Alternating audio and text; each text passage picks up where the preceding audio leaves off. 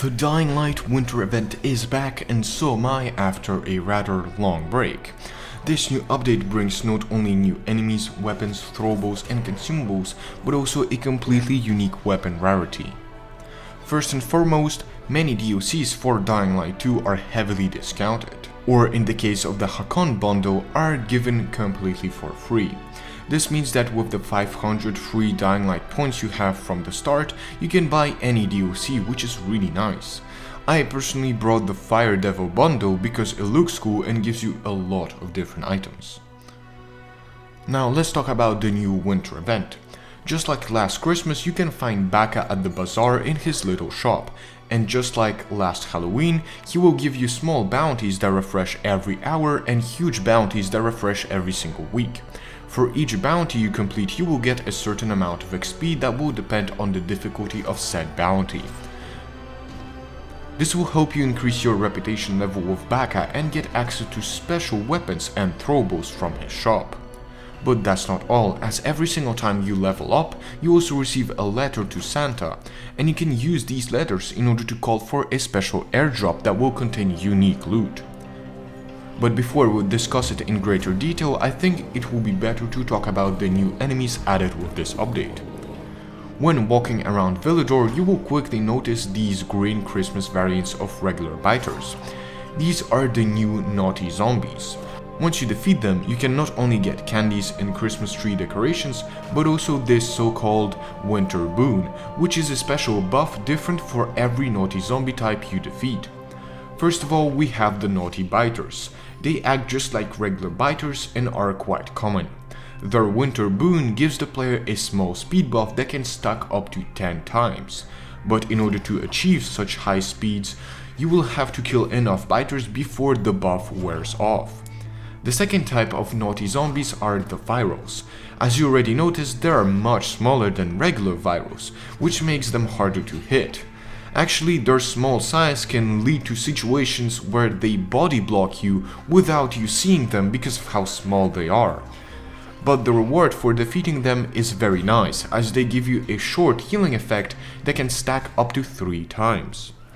This small buff makes them really useful when fighting large groups of enemies or in challenges where the amount of heals you can get is limited, like Harper's Elite missions for example. If you are wondering why you should start completing Harper's Elite missions, I will explain later why. The third festive infected is the Bolter. Now they can spawn during daytime, which makes farming for them extremely easy. I found that the best place to farm them is to go near the wall on the outskirts of Villedor, because for some reason there are lots of bolters that spawn near the chemicals. Also, all of their spawns are fixed, so if you go to this exact location, they will be in the same exact spot for you as it was for me, which I find quite strange, but it makes farming for them extremely easy. Now you're probably asking yourself, why would I even farm bolters? Well, that's because in addition to dropping Christmas candies and decorations, all naughty infected can drop presents. There's a total of 6 different present types. The big, small and weirdly shaped presents all drop from biters and virals. The big box gives you a bunch of sweets and an item, the small box gives you a couple of expensive valuables, and the weirdly shaped present grants you a couple of unique and rare infected trophies. The fourth stolen present drops only from bolters and is by far one of the best boxes you can get. Just like last Christmas, stolen presents give you a random artifact or legendary weapon. This paired with how easily you can farm bolters makes for a very decent weapon farm. Also, one thing I forgot to mention is that bolters give you a huge jump buff after defeating them. The next 2 types of presents can be obtained only from Santa's airdrops, so let's talk about it first. When Baka's reputation level increases, you get 1 letter to Santa that you can then use to call for an airdrop. This will then spawn a marker that is around 400 meters away from you. This is where the airdrop will land. Actually, while flying there, you can see the box being dropped from a plane. Once you get to set location, the airdrop will be guarded by a bunch of festive infected that include a demolisher, a bunch of virals and biters, and sometimes even a howler that will keep on spawning even more naughty virals. There are only around 3 or 4 different locations where the airdrop can arrive, and usually it's in a courtyard or some other type of makeshift arena. The festive demolisher you will encounter here is the last special infected that is called Uncle Snow. As you probably guessed, it is just a simple reskin of a demolisher, except for some reason he has more health than a GRE aberration. And I'm not kidding, my one-shot weapons don't one-tap him. Upon defeating him, you get an XP buff for a rather long period of time. In addition to it, he drops a special oddly patterned present that gives you some infected trophies. Also, one thing I should mention is that if you die while trying to loot the airdrop, it will despawn and you wouldn't get any loot. And to be honest, with the gigantic amounts of virals that spawn, dying is quite common when trying to get these airdrops. Now, if you manage to survive and lockpick the chest, you will either get a new weapon or a unique piece of armor alongside Santa's present. This is the last type of presents you can get, and they are really useful. In addition to giving you a star topper, you also have a chance to get an exotic weapon. Star toppers are yet another valuable added with the Christmas event, and they are essential in order to fully upgrade the tree outside of the bazaar. You see, this Christmas tree has a total of 3 different levels. The first one can be unlocked by buying the decoration box for a bunch of regular decorations that are dropped from festive biters. The second level will require a star topper, and the final third level will require the ultimate adornment item that can be brought from backup for 20 star toppers. This means that in order to fully upgrade the Christmas tree, you will have to collect 21 airdrops from Santa without dying once, which is absolutely insane. You know, normally here I say that despite how much time it takes, the reward is worth it, but this time I don't think so. The only thing you get for completing the Christmas tree is a bunch of presents and the Mischievous Helper outfit that displays the Mischievous Helper Set. You can get items from the Mischievous Helper Set from Santa's airdrops, but I've opened around 23 of them and got only shoes and trousers, which makes me think that the chances for other pieces of the set are much lower. Another item you can get from the airdrops is the skull. It is a special long axe that applies the freeze effect. Just like in the following DLC for Dying Light, upon proccing, the freeze effect freezes zombies, not allowing them to move. This might be speculation, but it appears that frozen enemies take significantly more damage. Although one thing that I'm definitely sure about is that you can get a couple of hits before the infected unfreeze, which is very useful. Another item that applies the freeze effect are snowballs. They can be brought from Bacca and are throwables that deal no damage aside from the freeze effect.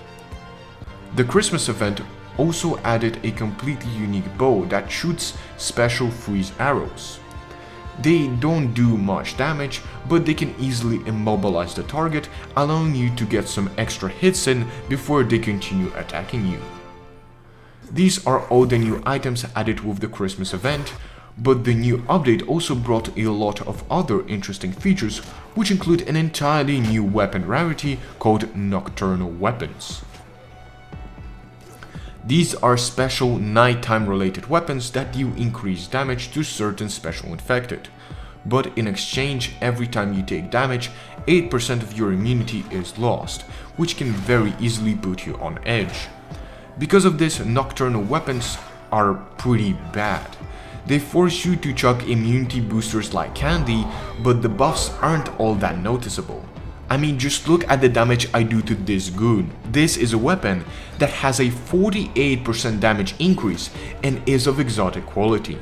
This is such a scam, especially if you consider that you can buy one crate for 30 pilgrim tokens, and this crate doesn't guarantee that the weapon will be of exotic quality. I personally prefer to complete Harper's elite missions to get tokens and then buy one from him.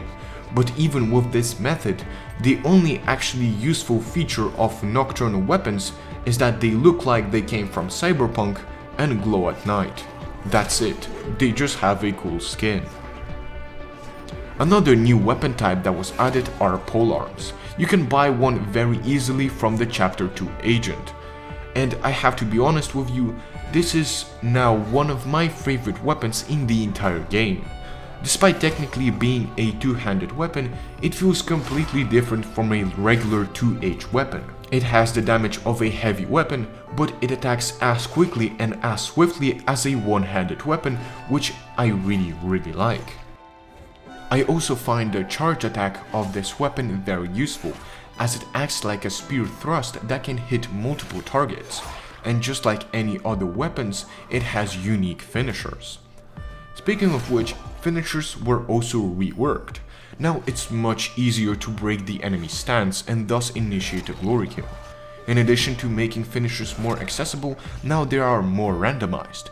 For example, when I'm using an axe, I will not only see glory kills exclusive to the axe, but also finishers that are usually related to regular fists. Also, as you already noticed, two new random finishers were added. The first one where Aiden stomps the enemy's head, and another one where Aiden gouges the infected's eyes out. Which, to be honest, looks a little bit boring because you don't even get to see what happened at the end. I mean, seriously, the model of the head doesn't even change at all. The final change that affected weapons are the two new throwables that were added. First of all, we have Shurikens. Their blueprint can be brought from the Craftmaster at the Fish Eye. The unique feature of this throwable is that you can throw 3 of them at the same time. This allows you to either throw all 3 of them at the same target and do increased damage, or attack from a further distance in order to hit more enemies at the cost of decreased damage. The second throwable knife can be brought from the Craftmaster outside of the PK floating fortress. This is an exploding knife, which is obviously much more useful than a regular grenade, because it will be always in the proximity of the target and thus deal maximum damage. Although that's the reason why it deals less damage when compared to a regular grenade even at maximum level. And just like a grenade, it requires the extremely rare batteries in order to craft it, which isn't all that good. The last feature that was added were the new viral variants. These include virals with gas tanks that if damaged will eventually explode, red virals with gas tanks that set the area around them ablaze, and special spitter virals that are extremely annoying, especially when you're fighting other enemies. There were other small features added with this update, like small changes to Harper's missions and weapon UI changes, but these were the main ones. So that was all. Thank you everyone for watching, remember to like and subscribe, and see you in the next video.